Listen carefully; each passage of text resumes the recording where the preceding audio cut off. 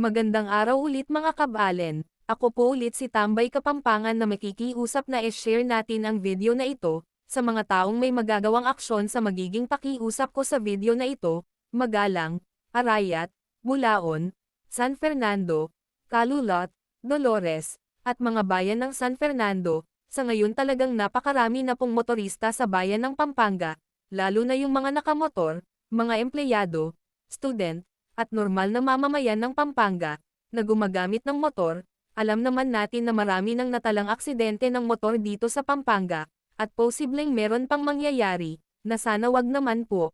Pero malaking tulong ang magagawa ng mga nanunungkulan sa bayan ng Pampanga kung magkakaisa at ayusin po ang mga daan, at ilaw sa bawat kalsada ng Pampanga, sa pag-aayos po ng mga ilaw sa ating kalsada, lalo na sa mga madidilim na bahagi ng Pampanga at sa mga accident zone, na madalas po nagkakaroon ng aksidente. Mababawasan or maiiwasan po natin sana ang mga aksidente kung magiging maayos ang daan at magiging maliwanag ito para sa atin mga motorista.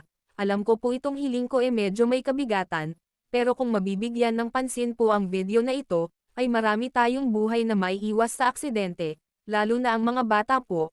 Karamihan po kasi sa atin ay nagtitipid at mas convenient po ang paggamit ng motor, kaya hindi ko rin masisisi kung bakit maraming motor na ang makikita dito sa kalsada ng Pampanga. Isa na rin po ako sa mga gumagamit ng motor, at marami din po akong nadaanan-daan dito sa Pampanga na talagang madidilim, at hindi kagandahan ang mga daan.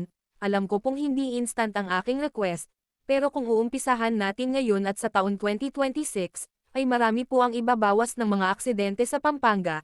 Sabi nga, paunti-unti man pero meron naman pag-asenso. Ako po ay taos-pusong nagpapasalamat kung mapapakinggan ng mga nanunungkulan ang video na ito. Muli po maraming salamat, ang inyong lingkod. Tambay Kapampangan. Magandang araw ulit mga kabalen. Ako po ulit si Tambay Kapampangan na makikiusap na i-share natin ang video na ito, sa mga taong may magagawang aksyon sa magiging pakiusap ko sa video na ito, Magalang, Arayat, Bulaon, San Fernando, Calulot, Dolores, at mga bayan ng San Fernando. Sa ngayon talagang napakarami na pong motorista sa bayan ng Pampanga, lalo na yung mga nakamotor, mga empleyado, student, at normal na mamamayan ng Pampanga, na gumagamit ng motor. Alam naman natin na marami nang natalang aksidente ng motor dito sa Pampanga, at posibleng meron pang mangyayari, na sana wag naman po. Pero malaking tulong ang magagawa ng mga nanunungkulan sa bayan ng Pampanga kung magkakaisa at ayusin po ang mga daan, at ilaw sa bawat kalsada ng Pampanga, sa pag-aayos po ng mga ilaw sa ating kalsada, lalo na sa mga madidilim na bahagi ng Pampanga at sa mga accident zone, na madalas po nagkakaroon ng aksidente. Mababawasan or maiiwasan po natin sana ang mga aksidente kung magiging maayos ang daan at magiging maliwanag ito para sa atin mga motorista. Alam ko po itong hiling ko medyo may kabigatan, pero kung mabibigyan ng pansin po ang video na ito, ay marami tayong buhay na maiiwas sa aksidente, lalo na ang mga bata po. Karamihan po kasi sa atin ay nagtitipid at mas convenient po ang paggamit ng motor, kaya hindi ko rin masisisi kung bakit maraming motor na ang makikita dito sa kalsada ng Pampanga.